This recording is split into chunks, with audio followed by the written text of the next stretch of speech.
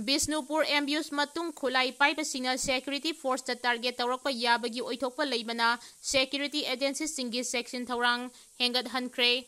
Thasigi Taramapanda Bisnupur district ki manung chanba Nambol Chaba Laikai Mapagi Didim Lambida Kulai Paibasingna Imphaldagi Bisnupur Tamna Haitharakiba Kuntrahomdoi Suba Sam Rifles Kangbu Amada ambuse tawduna JCO ama yauna Jawan ani hatkiba aduga mangana sokhankiba thaudok aduna security force tingda yamna chawna threat ama pire loinana makhata na kulai paibasingna security force ta ambuse tawrakpa yabagi oithokpa leibana security agency singna section tharang ching kankhat hankre security establishment ki source matung ina India ga thangnari ba Bangladesh da Sheikh Hasina gi government ching tharaba matungda radical Islamic party amasong organization singi activity asi yamna hengalagli loinana Bangladesh dagi north east ki states singi manung hanjin ba mafam singda ain kaina yamleba khusukulai sing thajilakpagi thawong sing leptri loinana Indian security force na hairiba khulai sing adu leptana phagatpagi thawong kaya susathari Pakistan amasung Bangladesh lebak anigi marakta government to government amasung people to people channel gi khuthangda masigi network sing asi hena pakthok chawthorakpana India gi security da hena nungnangba ma oihale source asina makhata na hairibana Bangladesh da based toba Islamist singi terrorist group ama oiriba Huzi amasung Ansar Bangala Pakistan da based toba ISI ga direct contact amasung communication gi thabak asi leptana hengalagli hairiba lal holup sing asigi maiki dagi so hanadagi hauna India gi Siliguri sikanek asi thadat kani haina warning tawbasu leikrabani chahi asigi July thada NIA na Bangladesh lomdagi thajilakiba Nongmei amasung Nongmei maru sing UPDF ki cadre singda supply tawba Mizoram da base tawba miyoi manga phaduna makhoigi mathakta BNS amasung UAP ek yauna tongan ba ek singi makhada case lokhatpa leikrabani Bangladesh lomdagi ain kaina kulai sing thajilakpa asiga mari leinana India gi maike dagi so regular security review meeting leptana pangthoragli Bangladesh amasung Myanmar da hojik oiriba phibam asina India gi eastern states singda piriba akiba si yamna serious oiba issue amani oiregli ba phibam asida central amasung state intelligence agencies singi maike dagi security agencies singi maike dagi Manipur yauna north east region asida akan mamideng changduna thabak paikhat pa hore Bangladesh da based toba terror outfits singi maike dagi Assam amasung Tripura da geopolitical amasung demographic reason da maram oiraga makhoi gi base asti expand taunaba honabagi thawong kaya asigi matangda so security na akan mamideng changduna mathau taba thabasing paikhatpa hawkhre hairi Jiribamgi Miyam government na karimata thawsabidre Silchar to Imphal flight Imphal dagi Jiri pairamba heli service lepkre Manipur gi district ama oiriba Jiribam amasung Imphal gi marakta Miyam gi chatok chasin gi lambi ama fawba president rule gi lengang na mideng changbi khidabadagi hawjik Jiribam gi Miyam sathiraba awaba phibam ama mayoknare Manipur sathiraba kanglu ki irang thokiba sahi aniga thamanga rom haukraba matam asi fawbada Imphal to Jiribam lambi asida mitay sing chatpa yadan leiri masigi sumathakta passenger bus natraga hanagi adukumna winger service ama fawba tawkidre hanadi Imphal to Silchar to Imphal natraga Imphal amasung Jiribangi marakta nongthakta pairamba helicopter service adusu mafam marang khangkidre masina maram oiraga miyamda chathok chasin tawbada ka hena khudong chadaba mayoknare Imphal dagi Jiribam da chatki hairagadi Imphal to Guwahati to Silchar natraga Imphal to Kolkata to Silchar asi khaktam ngaire koiraba lambi asida chatpada lupa lising nipan gi flight charge tingi masigi sumathakta Guwahati natraga Kolkata da ahing ama lektaba yade haibadi Temkhaikhre lambi asi chatpada numit nini changi Manipura kanglu ki irang thokringagi matamdadi athu akai gi oina chatok chachin tawbada leikha lambida bus tongduna chatpa yarambani hawjikti kuki amasung mitei furuki marakta hana sunabagi thokdok thokliba maramna buffer zone thamjin khibadagi miyamna leikha lambida chatok chachin tawnabagi khudong chabal leitre haina Jiribangi miyamna Wael kati pauchi asida fongdoragli October 18 dana Diwali amasung October 19 dana Ningol Chakawbagi thoram pangthokadauri chahi amagi manungda amuk khaktang thokpa thoram asigidamag Manipur governor na tangai phadana Imphal to Silchar flight Imphal to Jiribam heli service hingat hanbiyu jangnai hanbiyu haina appeal tawragli RK production amadi Jodagi interview yaningdaba fongdoragli September 19 RK Production Koba YouTube channel amana loba interview amada Joda Haikrujam Koba Miyoi amana UFO gi maramda thamkiba wafamsing adu tabada yamna nungaijadi haina Universal Friendship Organization UFO gi legal advisor Professor Dr. Kaisham Baigachandra Fongdoragli Thobal Khetri Lekai da leiba UFO East Manipur Headquarters number 4 gi sangle na pangthokpa Paugi mifam amada Professor Dr. Kaisham Baigachandra haiki UFO na Lisipria Kangun Jamgaloinana East Timor gi President ki kuthangda memorandum ama UN da piki adubu RK Production gi interview aduda Joda hairiba miyoi asina UFO na piki basi adu lana pire yaukide haina phongdokiba asimak laibak UFO na piki basi adu aran mamong da pikide UN da piki basi adu phangle haibagi cherol amasu UFO da tharaktuna leire haina mahakna makata na phongdoki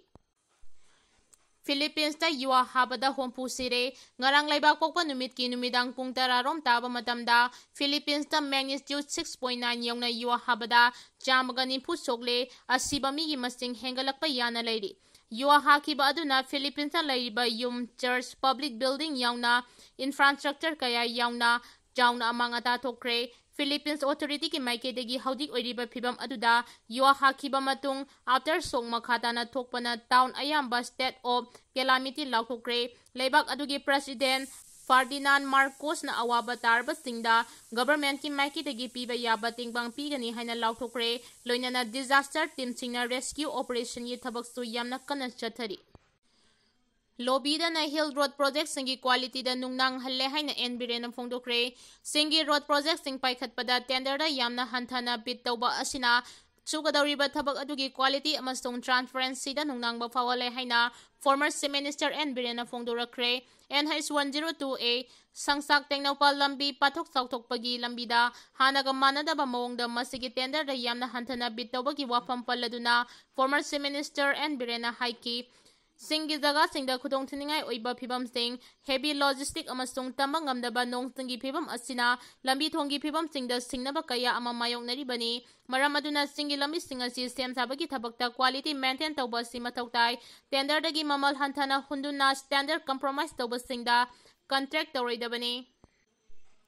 PWD ki tongan ba project singi tender singi bitta market rate amasung official estimate gi yamna hanthana Revise tawi hairaduna masigi khudam oina package 1 gi estimate asi lupa crore chaniga marfu mathoiga lakh nimfu manga oibada jada kunthra mari gi mayada hantharaga lupa crore chamaga humdra manga ga lakh kunthra mari da bitawi package ahung gi estimate asi lupa crore chamri ga kunmapan ga lakh maudra mari oibada lupa crore jada nimfu taret ki changda hantharaga lupa crore chaniga kuntaret ta bit revise tawki Atopa tender gi bit singsu official estimate ki sada kuntra homdoi masung ni phumdoi gi sangda hantharaga bitawi asigumba ka hena masagi official estimate gi hanthana bit tawduna thabak lawnaba honaba asina stingi road project stingi quality amasung transparency da kaya yamna sengna thabak tawramgadra haibagi hangningai oi maram aduna Ministry of Road Transport and Highways ki maikidegi Bising asi ningthi na study tawba sangi loinana public fund safeguard tawnabagi damakta ningthi na technically amasong financially scrutiny tawba sangi hairi Myanmar Lanmina Ruhiyang Khunggang sing Temkhaikhre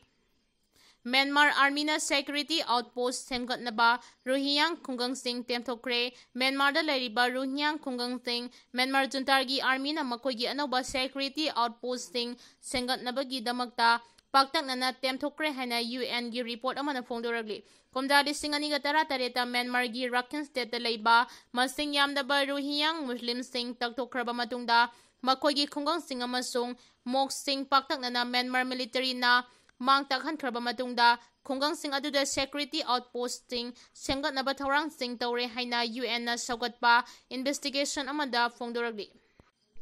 Report asigi matung ina kumda lisingani ga tarataret ki Augusta Myanmar lenga kil mayokta lan horiba militant singi attack ki pakum oina Myanmar junta Lanmina operation chata ki bagaloina na Ruhiyang Muslim singbu Rakhine State ki taktok ki bani hairi Samudra mapanda laiba Rohingya lakh 16 rom yumlonaba laibak Bangladesh ta refugee oina sangdafam lawduna lairi Myanmar Lanmina Ruhiyang singi matakta military operation satakiba adubu United Nations ta Ethninic conflicts ki khudamni haina sumaral siduna lairibani Myanmar Lanmina Ruhiyang singi matakta military operation chatakiba adubu United Nations na Ethnic listing ki khudamni haina su maral siduna lairibani Mahairoi kunai bu singnabani Mahairoi luptarungna Manipur government ta haijaduna laklaba wafam sing lengang na karisu leitana laurakpa haibasi Mahairoi kunai bu singnabani haina Mahairoi luptarungna thadurakpa sherol amana phongdoragli sherol asina hai Mahairoi singna kunai achida lauriba thodang singthaningai ni haukiba sahi kayagi mamangdasu Mahairoi singi campus ta security forces thamjinduna Mahairoi singi mahima sing tambada akaiba kaya pikibagi wafam laikre ayet apan amadi akitu jung leitana Mahairoi singbu maning tamna mahai tamba fanghanba haibasi Mahairoi singi hangni mahai loisang amadi campus ta pressure natraga yathang amagi makhada namduna mahai tamhallabadi afaba Mahairoi puthokpa ngamloi hairi Legislature singna masa masagi oiba thabak singdana hena thawai yaunnarakpagum uri hanya speaker na phongdokre Legislature sing apunbagi wakhalonda thabak tawbagi sangwatpa masa masagi oiba thabak thoram singdana hena thawai yausinbagum miyamna unari hanya speaker thoktom saitebratana ngasi wangkhaida leiba Cosmopolitan Youth Club ki Hompumapan Suba Foundation Degi Thoram da Phongdokre Club Asigi Sanglena Pangthokiba Thoram Aduga Mari Lainana Speaker Saityabrata na Makata na Haikibada Haukiba Sahi Lising Aniga Tarani Thoigi Election da Mafam Asida Chaklen Amas Chamina Kibaga Loinana Miyamna Pirakpa Thauna Wakalon Amasong Pauta Kaya Adu Ngasi Suning Singli Kendra Sigi MLA Ama Oina Miyangi Pautak Adu Kaidongayda Nathairega Chatloi, Aikoi Miyoiba Masel Mateng Pangnaba Amasung Miyangi Penaba Thabak Tawba Haibasidagi Hena, Sauba Dharma Amata Leite, Aikoi Lengakloi Singna Lamdam Asigidamak, Masima Tauragadi Laibak Miyamgi Yaifaba Oigani Haibasi, Hek Kautok Tauribasi Laibak Tibani, Laibak Miyam Nasu, Ingtapa Marat Chetna, Laiba Haibasi, Lengakloi Singi Tawfam Tokpa, Itaudang Amani Haiki. Loinana lakadawriba club asigi thabak thoram singdasu pangba yaba mateng pangani haiki thoram aduga mari lainana club asigi akoibada usar kaya suthaki Sorepa-gi marirak suba mapok numit ki thoram pangthokre Socialist Revolutionary Party Sorepa Kanglaipa-gi marirak suba mapok numit ki thoram pangthokre haina lona thengkraba lup asigi Publicity and Organization Secretary MT Yaifabina Kudek Piduna Thadorba Sherol Amana Phongdoragli Sherol asina hai lup asigi Central Headquarters Technical Headquarters Civil Unit pumnamakta Sorepa-gi mapok numit ki thoram mapung phana pangthoki thoram pangthokliba mafam khudingmakta lukki phirau chingkhatuna ikai khumnaba utki loinana Kanglaipak amadi Westia lamdamgi laikhidraba ningtam yaw loisingi mafamda su koknona ikai khumnaba utki Sorepa-gi mapung oiba thoramdi mafam pumnamakta chairman na miyamda piba paujal pathokpana oiki